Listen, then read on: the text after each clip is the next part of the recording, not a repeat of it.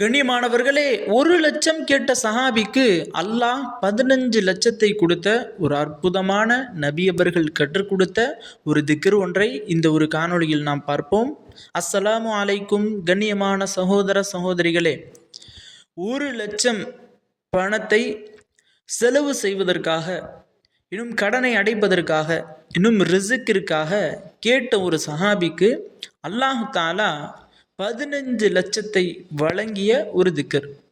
இந்த ஒரு திக்கரை இதுவரை நீங்கள் எந்த ஒரு காணொளியிலும் பார்த்திருக்க முடியாது, இன்னும் எந்த ஒரு கிதாபுகளிலும் பார்த்திருக்க முடியாது. அப்படிப்பட்ட அரபி கிதாபுகளில் நம்ம தேடி எடுத்து கொண்டு வரப்பட்ட ஒரு ஆதாரபூர்வமான நபி அவர்களினுடைய பேரன் ஹசன் ரதியல்லாஹு அவர்களினுடைய வாழ்வில் நடந்த ஒரு அற்புத நிகழ்வு.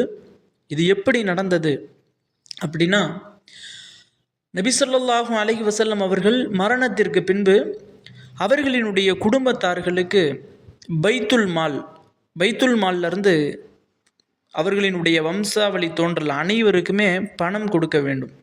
அந்த பைத்துல் மால்லிருந்து பொருட்களோ அல்லது பணங்களோ மாதம் மாதம் வழங்க வேண்டும். இப்படிங்கிற ஒரு ரூல்ஸை அன்றைக்கு சவுதி அரேபியா கவர்மெண்ட் வச்சுருந்தாங்க. அப்போ நபி அவர்களினுடைய மரணத்திற்கு பின் ஃபாத்திமா ரதியல்லாஹு அன்ஹு அவர்களுக்கு அந்த பணம் போய்கொண்டே இருந்தது.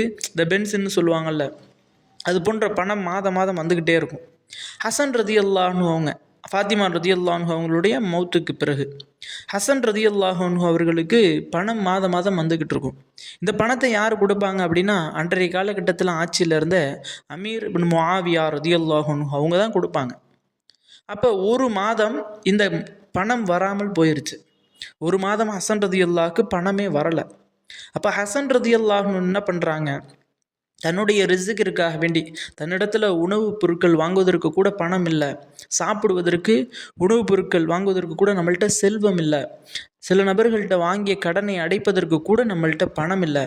அப்படிங்கிற அடிப்படையில் ஹசன் ரதியல்லாஹு அன்ஹு அவங்க கடிதம் எழுதலாம் அப்படின்னு சொல்லிட்டு, இந்த முஆவியாவுக்கு நம்ம ஒரு தபால் போடலாம் அப்படின்ட்டு பேனாவை எடுத்து எழுக போவாங்க. அப்புறம் அந்த பேனாவை எழுகாமல் அந்த முயற்சியில் அப்படியே தூங்கிடுவாங்க, உறங்கிடுவாங்க. உறங்கிய பிறகு நபி அவர்கள் கனவுல வருவாங்க. நபி அவங்க தன்னுடைய பேர குழந்தனான ஹசன் ரதியல்லாஹு அன்ஹு அவங்களுடைய கனவுல வந்து, ஹசனே, என்னுடைய மகளினுடைய மகனே, என்னுடைய வம்சாவளியில் பிறந்துக்கிட்டு, என்னுடைய மகளினுடைய வயிற்றில் பிறந்துக்கிட்டு நீ இப்படிப்பட்ட காரியத்தை செய்வா என்று நான் நினச்சே பார்க்கல அப்படின்னு நபி அவங்க சொல்கிறாங்க. யார் ரசூலுல்லாஹ், நான் அப்படி என்ன செஞ்சேன் அப்படின்னு ஹசன் ரதியல்லாஹு அன்ஹு அவங்க கேட்கும்போது, படைத்த ரப்பை விட்டுட்டு படைக்கப்பட்ட மனிதன்ட்ட போய் நீ ஏன் நிற்கிற, படைக்கப்பட்ட மனிதன்ட்ட போய் நீ ஏன் கேட்குற, ஹாலிக்கை விட்டுட்டு மஹ்லூக்கிட்ட போய் கேட்குறியே அப்படின்னு நபி அவங்க சொல்கிறாங்க. யார் ரசூலுல்லாஹ், எனக்கு பணம் வரலை, நான் என்ன செய்கிறது, அந்த பணத்தை வச்சு தான் நான் செலவு செய்கிறேன், அந்த பணத்தை வச்சு தான் நான் உணவுப் பொருட்கள் வாங்குகிறேன். அப்போ இந்த ஒரு மாதம் பணம் வரலை, நான் என்ன செய்ய முடியும், அதனால தான் நான் கடிதம் எழுதலான்னு போனேன் யார் ரசூலுல்லாஹ் அப்படின்னு தன்னுடைய பேரன், தன்னுடைய பாட்டனாரான, தன்னுடைய அம்மாவினுடைய அத்தாவான நன்னத்தாவான நபி அவங்கள்ட்ட சொல்கிறாங்க. அப்போ நபி ஸல்லல்லாஹு அலைஹி வஸல்லம் அவங்க சொல்கிறாங்க, ஹசனே, நீ முஆவியாட்ட இருந்து கேட்டனா உனக்கு 1,00,000 தான் கிடைக்கும். அந்த 1,00,000 விட உனக்கு அதிகமான செல்வத்தை, பணத்தை பெற்றுத்தரக்கூடிய ஒரு திக்ர் ஒன்றை கட்டுத்தர்றேன் ஹசன். அந்த திக்ரை மட்டும் நீ ஓது, இன்ஷா அல்லாஹ் அல்லாஹ் உனக்கு செல்வத்தை அதிகமாக கொடுத்துருவான் அப்படின்னு சொல்லி நபி அவங்க கற்றுக் கொடுக்குறாங்க. அதை ஹசன் ரதியல்லாஹு அன்ஹு அவர்களும் ஓதுறாங்க. ஓதிய மறுநாளே ஹசன் ரதியல்லாஹு அவர்களினுடைய இல்லம் தேடி, வீடு தேடி 15,00,000 தீனார்கள் அன்பளிப்பாக கொண்டு வரப்படுது. அதை யார் கொண்டு வர்றாங்க அப்படின்னா, ஒரு நாட்டினுடைய மன்னர். அந்த மன்னர் கொண்டு வந்து கொடுக்குறாங்க. நீங்கள் நபி அவர்களினுடைய பேரன், உங்களுக்கு நான் அன்பளிப்பாக கொடுக்குறேன் அப்படின்னு சொல்லி கொடுக்குறாங்க. அப்போ 1,00,000 திர்ஹத்தை நாடிய ஹசன் ரதியல்லாஹு அன்ஹு அவர்களுக்கு 15,00,000 திர்ஹத்தை வழங்கிய ஒரு அற்புதமான திக்ர். உங்களுடைய வாழ்விலும் பொருளாதாரத்தில் நெருக்கடி இருக்குது, பொருளாதாரத்தில் பிரச்சனை இருக்குது, பணத்தில் பிரச்சனை இருக்குது, இன்னும் செல்வமே கிடைக்க மாட்டுது, இன்னும் கடன் பிரச்சனையில் இருக்கிறீங்க, இன்னும் வறுமை பிரச்சனையில் இருக்கிறீங்க, உணவிற்கு கூட உணவுப் பொருட்கள் கூட வாங்க முடியாத அளவிற்கு பணம் இல்லாதவர்களாக நீங்கள் கஷ்டப்பட்டு கொண்டு இருக்கிறீங்க அப்படின்னா, ஹசன் ரதியல்லாஹு அன்ஹு அவங்க அல்லாஹ்விடத்தில் கேட்ட, நபி அவங்க கற்றுக் கொடுத்த இந்த ஒரு திக்ரை மட்டும் நீங்கள் ஓதி பாருங்கள். கண்டிப்பாக அல்லாஹ் தஆலா உங்களுடைய வீடு தேடி அதிகமான செல்வத்தையும் இன்னும் பணத்தையும் அல்லாஹ் உங்களுக்கு அனுப்பி வைப்பான்.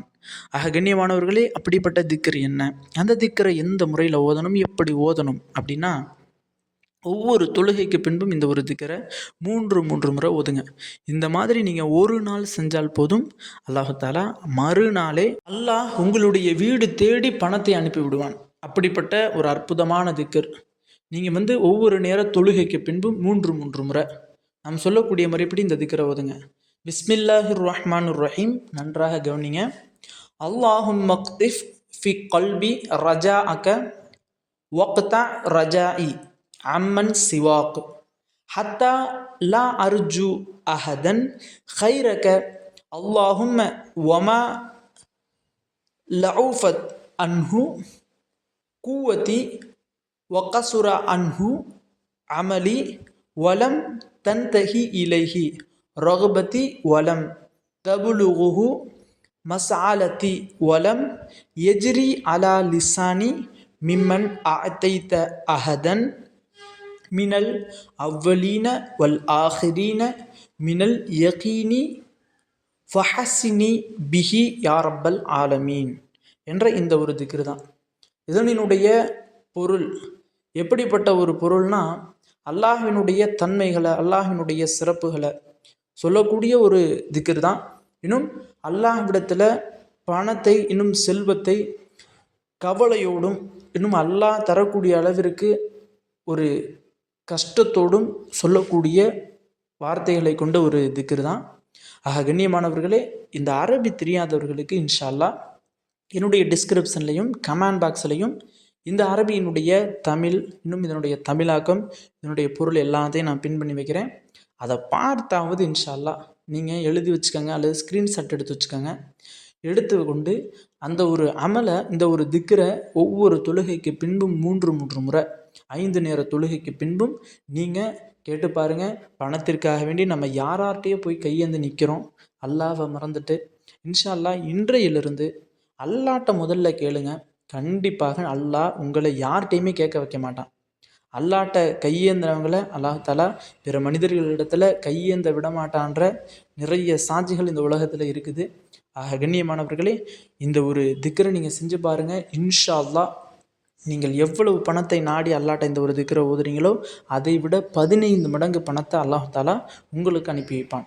ஆக கண்ணியமானவர்களே, இன்னும் இந்த ஒரு அமலை யாரெல்லாம் செய்கிறாங்களோ அவர்களினுடைய செல்வத்தில், அவர்களினுடைய பொருளாதாரத்தில், அவர்களினுடைய ரிஸ்கில் அல்லாஹ் தஆலா அதிகமான பரக்கத்தை தருவானாக.